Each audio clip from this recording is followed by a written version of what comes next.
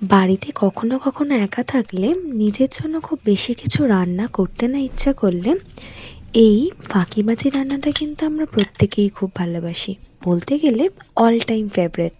তাই আমার ঘরে যা সবজি ছিল আজকে তাই দিয়েই বানাচ্ছে। একটু মাঝারি সাইজের টুকরো করে শিম, বেগুন, দুটো নতুন আলুও দিয়ে দিলাম, তার সাথে একটা ছোট্ট সাইজের টমেটোও দিয়ে দিলাম। বেশ একটু টক টক বেশ মুখে পড়লে ভালোই লাগে। ব্যাস, এবার আর কি, এবার একটু পরিমাণ মতন গোবিন্দভোগ চাল, তার সাথে মুগ ডাল নিয়ে নিলাম আর খুব ভালো করে চাল আর ডালটাকে ধুয়ে নিলাম। এবার কড়াইতে চাল আর ডালটাকে দিয়ে দিলাম, তার সাথে দিলাম সবজিগুলো কেটে রাখা, স্বাদ মতো নুন দিলাম, আর টমেটোটা একটু পরে ব্যবহার করব, আর আরও কিছুটা জল দিয়ে এবার গরম গরম ফেনা ভাত বানিয়ে নেব। মাঝে মধ্যে কিন্তু এরকম ফাঁকিবাজি রান্না খেতে মন্দ লাগে না।